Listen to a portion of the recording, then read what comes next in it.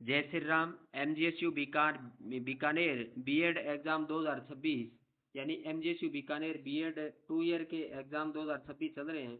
और आज जो गेस्ट पेपर इस वीडियो के दौरान रहेगा वो बीएड सेकेंड ईयर का एनवायरमेंट एजुकेशन रहेगा। यानी नेक्स्ट जो पेपर है आपका वो एनवायरमेंट एजुकेशन है, उसी एनवायरमेंट एजुकेशन संबंधित ये वीडियो रहेगा। तो आज की वीडियो में महत्वपूर्ण टॉपिक्स लिए गए हैं, तो आप इस वीडियो को पूरा देखें और आप जिस गाइड से आप तैयारी कर रहे हैं उस गाइड को ले करके और पेन निकाल करके आप इन टॉपिक्स को निशान लगा लीजिए ताकि आपके एग्जाम में अच्छे नंबर आ सकें। चलते हैं अपने आज के इस टॉपिक्स पे। MGSU BEd exam 2026 BEd 2 year guess paper और सब्जेक्ट है इन्वायरमेंट एजुकेशन, यानी इन्वायरमेंट एजुकेशन का आपका गैस पेपर रहेगा। टॉपिक आता है पहले टॉपिक पे ध्यान दीजिए। पहला टॉपिक है ध्वनि प्रदूषण के स्रोत, यानी ध्वनि प्रदूषण के स्रोत अपने को पढ़ने हैं और पर्यावरणीय आपदाओं के संप्रत्य और प्रकार अपने को पढ़ने हैं। तो ध्वनि प्रदूषण के स्रोत पढ़िए और पर्यावरणीय आपदाओं के संप्रत्य और प्रकार पढ़िए। काफी वेरी वेरी इंपॉर्टेंट है, ये क्वेश्चन पूछा जा सकता है पेपर के फर्स्ट पार्ट ए पार्ट के भी क्वेश्चन पूछे जा सकते हैं, बी पार्ट के भी पूछे जा सकते हैं और सी पार्ट बड़े क्वेश्चन भी इसके अंतर्गत पूछे जा सकते हैं। तो आप पर्यावरण प्रदूषण के स्रोत पढ़ना है, पर्यावरणीय आपदाओं के संप्रत्य और प्रकार अपने को पढ़ने हैं, तो ये आप पढ़ लीजिए, काफी महत्वपूर्ण है। दूसरा दूसरे टॉपिक पे आप ध्यान दीजिए। दूसरा टॉपिक है पारिस्थितिकी तंत्र का महत्व, यानी पारिस्थितिकी तंत्र का महत्व अपने को पढ़ना है और अजैविक घटकों के भाग अपने को पढ़ने हैं। तो पारिस्थितिक तंत्र के महत्व पढ़िए और अजैविक घटकों के भाग अपने को पढ़िए, तो ये भी काफी महत्वपूर्ण है अपने को। ये टॉपिक भी अपने को पढ़ लेने हैं। इसमें भी तीनों प्रकार के क्वेश्चन पूछे जा सकते हैं, ए पार्ट बी पार्ट और सी पार्ट। तो पारिस्थितिकी तंत्र का महत्व पढ़ना है और जैविक जैविक अजैविक घटकों के भाग अपने को पढ़ने हैं, ये भी महत्वपूर्ण है, आप पढ़ लीजिए। उसके बाद तीसरे वाले टॉपिक पे अपने चलते हैं। तीसरा जो टॉपिक है वो है पर्यावरण संरक्षण में मास मीडिया की भूमिका, यानी पर्यावरण संरक्षण में मास मीडिया की क्या भूमिका है। तो पर्यावरण संरक्षण में मास मीडिया की भूमिका के बारे में पढ़ना है और ग्रीन हाउस प्रभाव अपने को पढ़ना है। तो ये भी काफी महत्वपूर्ण है, पर्यावरण संरक्षण में मास मीडिया की भूमिका व ग्रीन हाउस प्रभाव, ये भी वेरी वेरी इंपॉर्टेंट है, इसको आप पढ़ लीजिए, एग्जाम में पूछे जा सकते हैं। पार्ट ए और पार्ट बी पार्ट सी तीनों के क्वेश्चन यहाँ से निकल सकते हैं, तो ये भी काफी महत्वपूर्ण है, अपने को पढ़ना है। उसके बाद आगे वाले नेक्स्ट टॉपिक पे अपने चलते हैं, चौथे पे। चौथा टॉपिक है वो है स्थलमंडल, वायुमंडल तथा जलमंडल, यानी तीनों पढ़ने हैं। स्थलमंडल भी पढ़ना है, वायुमंडल भी पढ़ना है और जलमंडल भी पढ़ना है। और पर्यावरण संरक्षण में वन पारिस्थितिकी का उपयोग, यानी पर्यावरण संरक्षण में वन पारिस्थितिकी का उपयोग अपने को पढ़ना है।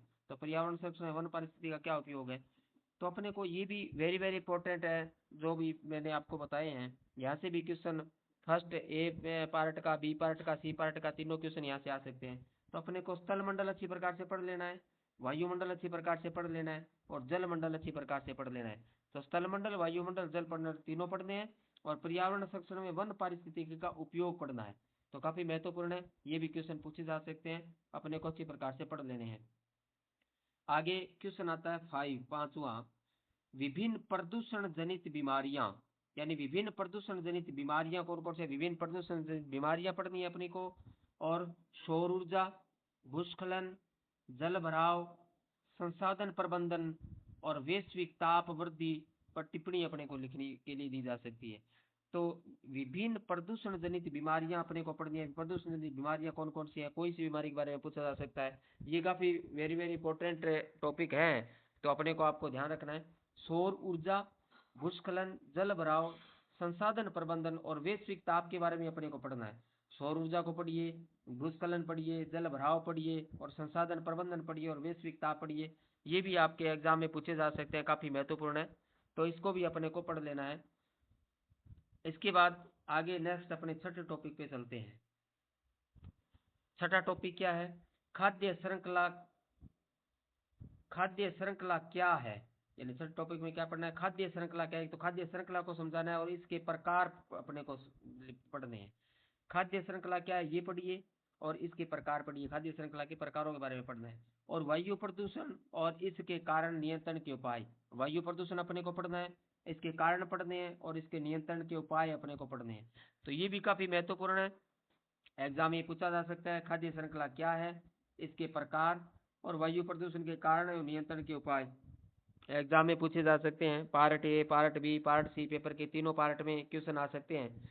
काफी महत्वपूर्ण है, इसलिए आप इन टॉपिकों को अच्छी प्रकार से आपको पढ़ के आना है, ताकि आपके एग्जाम में कोई भी क्वेश्चन छूटे ना, आप सभी क्वेश्चन करके आए और वो भी सही करके आए।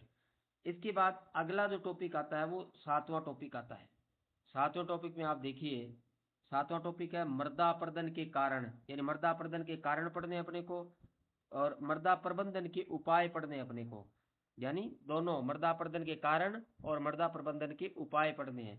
वह जल प्रदूषण के कारण और प्रभाव पढ़ने अपने को, उसके साथ क्या पढ़ना है, जल प्रदूषण के कारण भी पढ़ने हैं और उसके अपने को प्रभाव भी पढ़ना है। ये भी काफी महत्वपूर्ण है, एग्जाम में पूछा जा सकता है। मृदा अपर्दन के कारण, मृदा प्रबंधन के उपाय और जल प्रदूषण के कारण तथा प्रभाव, ये अपने को टॉपिक पढ़ना है। काफी महत्वपूर्ण है, एग्जाम में पूछा जा सकता है, ये भी वेरी वेरी इंपॉर्टेंट है। तो यहाँ से भी क्या है, जो पेपर का पार्ट ए उसमें भी क्वेश्चन पूछा जा सकता है, पार्ट बी से भी पूछा जा सकता है और पार्ट सी में भी पूछा जा सकता है। तो तीनों पार्ट में यहाँ से क्वेश्चन पूछे जा सकते हैं, इसलिए आप इस टॉपिक को अच्छी प्रकार से आप पढ़ लीजिए। उसके बाद अगला टॉपिक चलते हैं अपने 8वें पे। 8वां क्या है, ध्यान दीजिए, पर्यावरण के प्रति मानव के उत्तरदायित्व है। यानी पर्यावरण के प्रति मानव के क्या उत्तरदायित्व है, ये अपने को पढ़ना है। ये भी काफी महत्वपूर्ण है, एग्जाम में पूछा जा सकता है कि पर्यावरण के प्रति मानव के उत्तरदायित्व क्या है। तो पर्यावरण के प्रति मानव के उत्तरदायित्वों के बारे में अपने को पढ़ना है, ये भी महत्वपूर्ण है, वेरी वेरी इंपॉर्टेंट है, एग्जाम में पूछा जा सकता है। तो आप इसको पढ़ लीजिए, इसमें बड़ा क्वेश्चन आएगा, आपको ये ध्यान रखना, ये बड़ा क्वेश्चन पूछा जाएगा, तो इसलिए आप इसको अच्छे प्रकार से पढ़ लें। बड़ा क्वेश्चन हमसे कोई छूटना नहीं चाहिए, क्योंकि बड़े क्वेश्चन के अंक बाहर है वो सबसे ज्यादा होते हैं।